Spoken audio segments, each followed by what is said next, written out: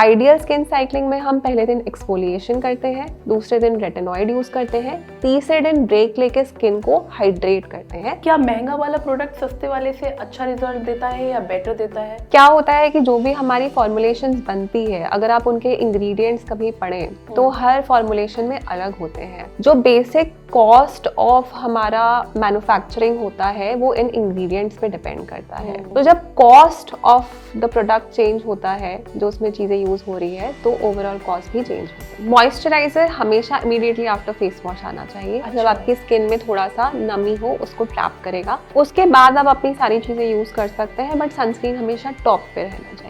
It has to be the top layer. तो एक बड़ी इंटरेस्टिंग सनस्क्रीन आ गई है, टिंटेड सनस्क्रीन। आप टिंटेड सनस्क्रीन यूज करिए, 2 in 1 काम हो जाएगा आपका। आपका लुक आएगा बिल्कुल ही फाउंडेशन वाला और आपको प्रोटेक्शन मिलेगी सनस्क्रीन वाली। मॉर्निंग में आप क्लेंजिंग कीजिए, क्लेंजिंग के इमीडिएटली बाद आप मॉइस्चराइजर लगाइए।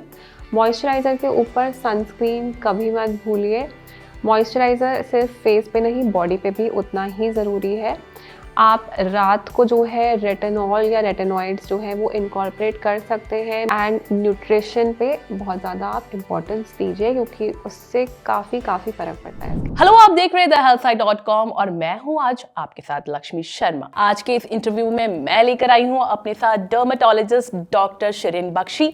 Welcome doctor. Thank you. काफ़ी ट्रेंड है स्किन साइक्लिंग। ये Right. स्किन साइक्लिंग है क्या ये एजिंग में हेल्प करता है क्या? स्किन साइक्लिंग का जो नाम है बड़ा कैची है। और ये बहुत फेमस हुआ है अभी कुछ ही टाइम में, बिकॉज टिकटॉक पे न्यूयॉर्क के एक डॉक्टर हैं, उन्होंने इसको फेमस किया था एंड लोगों के जुबान पे ये चढ़ गया।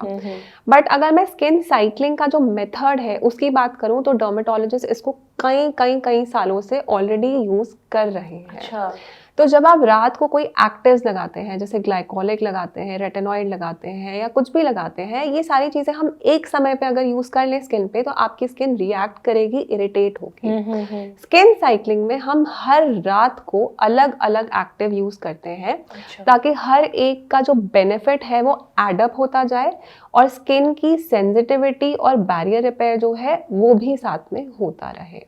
तो आइडियल स्किन साइक्लिंग में हम पहले दिन एक्सफोलिएशन करते हैं, दूसरे दिन रेटिनॉइड यूज करते हैं, तीसरे दिन ब्रेक लेके स्किन को हाइड्रेट करते हैं एंड चौथे दिन वापस से हम सेम साइकिल रिपीट करते हैं। तो ये एक्चुअली वर्क करता है या सिर्फ सोशल मीडिया हाइप है? नहीं, ये एक्चुअली वर्क करता है एंड मैं खुश हूँ कि ये सोशल मीडिया हाइप भी है क्योंकि कई बार सोशल मीडिया पे गलत चीज़ों का भी ट्रेंड चल जाता है। मतलब कई बार लोग यूजुअली जब मार्केट में जाते हैं स्किन केयर प्रोडक्ट्स लेने के लिए, तो वो महंगा छोड़ देते हैं और सस्ता उठा लेते हैं, या फिर बोलते कि महंगा वाला ज़्यादा अच्छा काम करेगा, सस्ता नहीं लेते।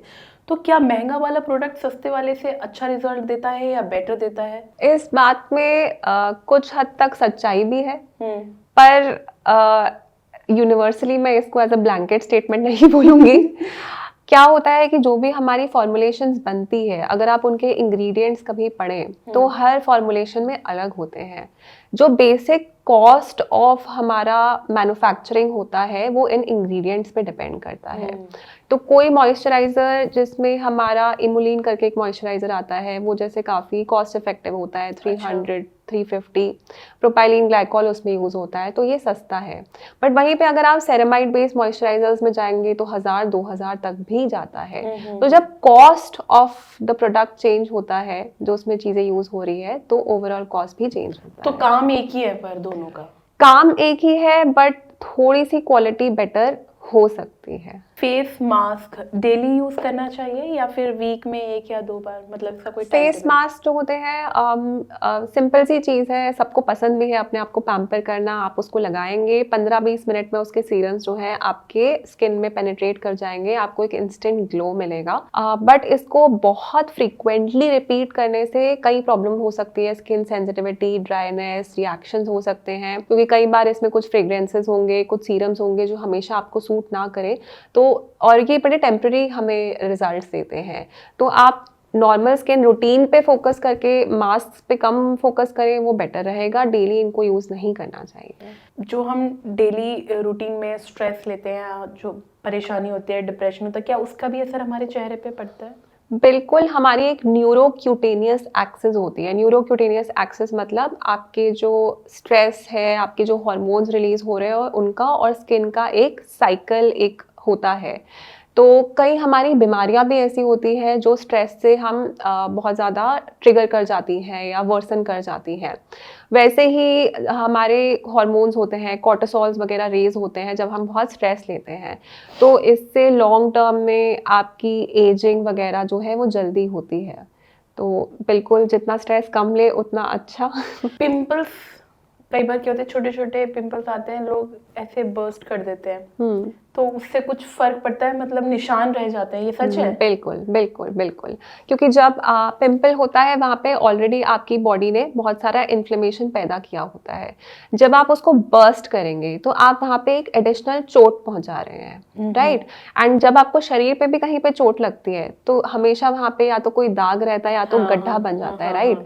तो हो सकता था कि वो पिंपल नॉर्मली चला जाता बिना कोई दाग छोड़े, बट आपके बर्स्ट करने की वजह से अब वहाँ पे गड्ढा बन गया है जो खुद से कभी नहीं जाएगा। तो वो जाता ही नहीं है कभी? बिल्कुल, अगर गड्ढा बन गया है वो खुद से नहीं जाएगा, फिर आप लेजर कराएंगे, आप माइक्रो नीडलिंग कराएंगे। अगर वहाँ पे एक काला दाग रह गया है उसको 1 साल लगेगा हटने में। तो इस टेम्पटेशन को रेजिस्ट करिए और अपने हाथ अपने पिंपल से दूर रखिए।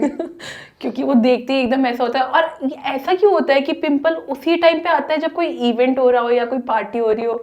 एक दिन पहले क्यों आता है? क्योंकि अभी हम बात कर रहे थे स्ट्रेस की, राइट। तो जब हम स्ट्रेस लेते हैं हमारे पोर्स क्लॉग होते हैं हार्मोन्स की वजह से और वहां पे बनता है पिंपल। ये एक्चुअली मैंने नोटिस किया है कि कभी मेरे को कुछ इवेंट पे जाना हो, कोई इंटरव्यू लेना हो और एक रात पहले पिंपल पता नहीं कैसे। बिल्कुल, हमारे पास जो ब्राइड्स भी आती है 2-3 महीने पहले से अपना ट्रीटमेंट स्टार्ट करती है, तो हम उनका स्किन केयर हमेशा ऐसे ही सेट करते हैं क्योंकि मुझे पता है कि उस ब्राइड को लास्ट 2 वीक्स में अगर उसने स्किन केयर प्रॉपर्ली नहीं किया है तो पिंपल आएंगे ही आएंगे। ये बीच में चला था, आई थिंक अभी भी चल रहा है काफी, जो ice bath, face ice bath. तो क्या ये कैसे काम करता है और काम करता भी है ये, और कितने टाइम तक के लिए? आइस बाथ बहुत ही शॉर्ट लिव्ड सा आपको रिजल्ट देता है। होता क्या है कि जब हम अपना फेस इतने कोल्ड वाटर में डिप करते हैं तो हमारे फेस की जो वेसल्स होती हैं जो खून कैरी करती हैं वो शॉक में चली जाती हैं, वो एकदम से श्रिंक कर जाती हैं। जब ये श्रिंक करेंगी और आपका ब्लड फ्लो थोड़ा सा कम होगा तो एकदम से आपका स्किन जो है वो टेम्पररीली आपको थोड़ा सा वाइटिश नजर आएगा। एंड जैसे ही आप बाहर निकलेंगे तो वो वेजो डायलेट करेंगी और एक गश ऑफ ब्लड आपके फेस पे जाएगा तो एकदम से आपको वो ग्लो और रोजी सा फीलिंग देगा। तो मतलब ये बहुत ही टेम्पररी इफेक्ट है, इसका कोई साइड इफेक्ट नहीं है। आप ये बिल्कुल कर सकते हैं अपने इवेंट से पहले। आपके जो पोर्स हैं वो भी आपको थोड़े श्रिंक नजर आएंगे, बट डेफिनेटली ये कुछ घंटों से ज्यादा लास्ट नहीं करेगा। तो मतलब अगर डेली करेंगे तो भी कोई फायदा नहीं है? नहीं, ये सिर्फ ये सिर्फ टेम्पररी है। गॉड, मतलब मैंने तो बीच में ये सोचा था कि शायद स्किन टाइटनिंग के लिए इसको किया जाता है। नहीं, इसमें स्किन टाइटनिंग नहीं हो सकती। टाइटनिंग होती है जब कोलाजन बनता है स्किन में। अच्छा। जब हमारी मसल्स टाइट होती है। कोलाजन एज के साथ सिर्फ घटता ही है, वो किसी टैबलेट से किसी पाउडर से भी नहीं आता वापस। उसके लिए बेसिकली हमें आपके स्किन के सेल्स को स्टिमुलेट करना पड़ता है कुछ प्रोसीजर्स से, बट ठंडे पानी से तो ये बिल्कुल नहीं होगा। अच्छा, स्किन टाइटनिंग की आपने बात करी कि जैसे 30s में आती हैं विमेंस, उसके बाद स्किन थोड़ी थोड़ी लूज होने लगती है 30s में। तो नेचुरल तरीके से कुछ है ऐसा तरीका कि स्किन को टाइट किया जा सके स्किन? हाँ, बेसिकली क्या होता है कि 20 साल के जब हम होते हैं उसके बाद आपका कोलाजन प्रोडक्शन, कोलाजन हमारे आप समझ लीजिए स्किन का एक तरह का सीमेंट है, अगर मैं लेमन टर्म में बोलूँगी, जो उसको टाइट करके रखता है। ये कम होने लगता है, ठीक है। अब जब ये कम होता है तो 20 to 30 में आप इसको इतना परसीव नहीं करते, पर 30 के बाद ही मोस्टली मेरे पास फीमेल्स आती हैं जो ये बोलती हैं कि अब हमें स्किन में एजिंग दिखाई दे रही है। तो इसको हम स्लो डाउन ज़रूर कर सकते हैं, बट ऐसा कोई नेचुरल रेमेडी नहीं है जिससे हम इसको बढ़ा सकते हैं। स्लो डाउन आप कर सकते हैं रेटिनॉइड्स यूज़ करके, प्रॉपर सनस्क्रीन यूज़ करके, क्योंकि सन डैमेज से कोलाजन और जल्दी ब्रेक होता है, और हेल्दी खाना खा के। तो मतलब 30s के बाद से सनस्क्रीन लगाना शुरू कर दें? अगर आप पहले लगा लेते तो 30 पे आपको एजिंग उतनी नजर भी नहीं आती। लेकिन पहले इतना ज्ञान कहा था कि सनस्क्रीन, आज पता चला कि सनस्क्रीन आपकी एजिंग को कंट्रोल करता है। बिल्कुल। मतलब अभी तक तो लोग सोचते थे कि बाहर निकल रहे हैं जी सनस्क्रीन लगा लो धूप के उससे बचने जो के लिए। आपकी झुर्रियां नजर आती है फेस पे, उसके 2 मेन रीजन होते हैं। एक आपकी बॉडी की नेचुरल एजिंग, जिसके साथ जैसे हमारा बॉडी का हर ऑर्गन एज होता है। उसके बाद जो सेकंड बिगेस्ट फैक्टर होता है वो होता है sun exposure, cumulative sun exposure. ये नहीं कि आज 5 मिनट का था, कल 10 मिनट का था, पिछले 10 साल में आपने कितना सन एक्सपोजर लिया है। फिर आती है हमारी स्मोकिंग, अल्कोहल, पॉल्यूशन, जो बेसिकली हमारे एंटीऑक्सीडेंट्स को खत्म करते हैं। तो ये सारी चीजें बहुत मेजर रोल प्ले करते हैं। तो सनस्क्रीन पहले लगाना चाहिए, उसके बाद बाकी सारी चीजें स्टेप वाइज आपको लगानी चाहिए फेस पे? कैसे कि मॉइस्चराइजर पहले की सनस्क्रीन पहले, कैसे? नहीं, मॉइस्चराइजर हमेशा इमीडिएटली आफ्टर फेस वॉश आना चाहिए। अच्छा। जब आपकी स्किन में थोड़ा सा नमी हो, उसको ट्रैप करेगा। Okay. उसके बाद आप अपनी सारी चीजें यूज कर सकते हैं, बट सनस्क्रीन हमेशा टॉप पे रहना चाहिए। It has to be the top layer. तो जो लोग मेकअप कर रहे हैं वो कैसे ऊपर से लगा लेंगे? तो सनस्क्रीन देखिए, मेकअप का मतलब ब्लश वश तो ठीक है, वो आप ऊपर से लगा सकते हैं, बट जैसे अगर हम कोई सीरम यूज कर रहे हैं, विटामिन सी बट नाइसिनामाइड लगा रहे हैं, तो इन सब चीजों के ऊपर आना चाहिए सनस्क्रीन। और जो प्रॉपर मेकअप होता है, जैसे मैंने मेकअप किया हुआ है, अब मेरे को मेकअप करना है, तो मैं सनस्क्रीन कब लगाऊं? तो एक बड़ी इंटरेस्टिंग सनस्क्रीन आ गई है, टिंटेड सनस्क्रीन। टिंटेड, ठीक है, टिंटेड सनस्क्रीन ने एटलीस्ट मेरे पेशेंट्स को मैं सजेस्ट करती हूँ कि अब आप जो है फाउंडेशन और बीबी क्रीम भूल जाइए, आप टिंटेड सनस्क्रीन यूज करिए। 2 in 1 काम हो जाएगा आपका। अच्छा। आपका लुक आएगा बिल्कुल ही फाउंडेशन वाला, और आपको प्रोटेक्शन मिलेगी सनस्क्रीन वाह वाली। यार, ये तो बहुत अच्छी चीज पता चल गई यार, वरना समझ में नहीं आता, क्योंकि मेकअप करती हैं यूजुअली लड़कियां, तो वहां पे पहले अप्लाई करना है सनस्क्रीन की बाद में, क्योंकि पहले लगा लिया तो सन तो ऊपर से डैमेज कर ही रहा है। बिल्कुल बिल्कुल। तो कैसे कवर अप करें? राइट। टिंटेड सनस्क्रीन नोट कर लेना।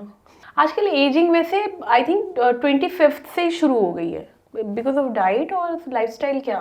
बिल्कुल, एजिंग वैसे तो हमेशा 25 से ही हम बोलते थे, बट पहले आई थिंक हमारे पेरेंट्स का, हमारे ग्रैंड पेरेंट्स का लाइफस्टाइल बहुत बेटर था। एक्चुअली जो वो खाना खाते थे, जो वो पानी पीते थे, जो वो नॉर्मल अपनी लाइफस्टाइल में ही जो उनकी एक्सरसाइज इनकॉर्पोरेटेड होती थी, वॉक करना, जो स्ट्रेस हम लेते हैं उतना स्ट्रेसफुल नहीं था, जो हवा थी वो इतनी पोल्यूटेड नहीं थी। तो डेफिनेटली सिर्फ एजिंग ही नहीं बल्कि बहुत सारी स्किन की प्रॉब्लम्स में मैंने ये देखा है कि एक्ने हर एज ग्रुप में आने लगा है, हेयर लॉस 18-19 ईयर्स के बच्चों को होने लगा है, नेल्स हमारे इतने ख़राब हैं, टूटते रहते हैं।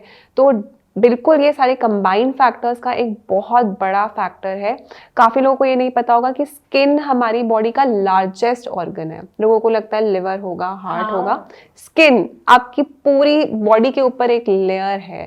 तो जो भी आप करें, इसका आपका डेफिनेटली स्किन पे इम्पैक्ट पड़ता है। तो ये जो आप बता रहे हैं 25th से ही एजिंग आ जाती है बिकॉज ऑफ लाइफस्टाइल, जो इतना काफी चेंज आ गया है। हाँ, मतलब आपके बॉडी में कोलाजन कम होने लगता है, हर ऑर्गन की एजिंग होने लगती है, बट ये सारी चीज़ें इसको एक्सेलरेट कर देती हैं। और जब हम एंटी एजिंग मेजर्स बोलते हैं या एंटी एजिंग चीज़ें बोलते हैं, तो उसका मतलब ही ये है कि वो एजिंग को स्लो डाउन कर रहा है। आप ये नहीं एक्सपेक्ट कर सकते कि आप 50 साल के या 55 साल के हो गए हैं और फिर आप एंटी एजिंग चीज़ें लगाना स्टार्ट करें और आपके रिवर्स हो जाए। एंटी एजिंग का मतलब होता है एजिंग को स्लो डाउन करना, रिवर्स करना नहीं।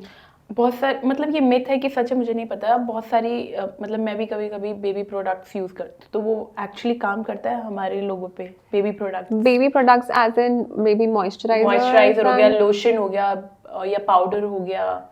बेबी पाउडर पे तो आजकल काफ़ी कंट्रोवर्शियल चीज़ें चल रही है, बट बेबी प्रोडक्ट्स यूजुअली थोड़े जेंटलर होते हैं, बट विद टाइम हम जैसे बड़े होते हैं हमारी स्किन की रिक्वायरमेंट्स थोड़ी अलग होती है। तो आई डोंट थिंक ये बहुत अच्छा आइडिया है कि आप बेबी प्रोडक्ट्स पे स्टिक करके रखें। तो जो प्रोडक्ट्स हम लोग लेते हैं, तो उसमें मतलब हम ऐसे यकीन कर सकते हैं जो प्रोडक्ट हम लेते हैं उसमें डर्मेटोलॉजिस्ट का ठप्पा लगा हो कि हाँ डर्मेटोलॉजिस्ट रेकमेंडेड प्रोडक्ट? एक्चुअली काफ़ी सारे जो ओवर द काउंटर प्रोडक्ट्स होते हैं वो मेडिसिन की कैटेगरी में नहीं आते, वो कॉस्मेस्यूटिकल्स की कैटेगरी में आते हैं। तो इसमें जो हमारी एक्टिव्स होते हैं वो एक ऐसी कॉन्सेंट्रेशन पे होते हैं जिसमें आपको काफ़ी सारे लेबल्स की रिक्वायरमेंट नहीं होती है। अच्छा। बट डेफिनेटली अगर वो मार्केट में आए हैं और आप अगर उनकी लिस्ट पढ़ लें कि इसमें क्या क्या इंग्रेडिएंट्स हैं, उनका अच्छा फीडबैक है, तो आप वो यूज़ कर सकते हैं।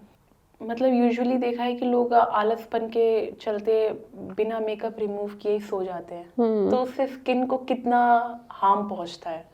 आप बेसिकली ये समझिए कि आप अपने स्किन के ऊपर एक लेयर से उसको क्लॉग कर रहे हैं, तो आपका जो सीबम सेक्रीशन है वो नहीं हो पा रहा है। आपका डेड स्किन जो एक्सफोलिएशन एक नॉर्मल होता है वो नहीं हो पा रहा है, उस तक मॉइस्चर नहीं पहुंच पा रहा है। तो ये एक बहुत ही बुरी हैबिट है, स्पेशली जिन लोगों की एक्ने प्रोन स्किन होती है उनके लिए बहुत ज़्यादा प्रॉब्लमेटिक होता है। तो डॉक्टर शिरीन ने तो बता दिया कि आपको अपनी स्किन कैसे ग्लोइंग और ब्यूटीफुल बनानी है, उन्होंने तो अपना काम कर दिया बता के, लेकिन आपको अपना काम करना है ये सारे टिप्स को फॉलो करके, अपनी डाइट को प्रॉपर रख के, और क्या करके, स्किन केयर रूटीन को फॉलो करके।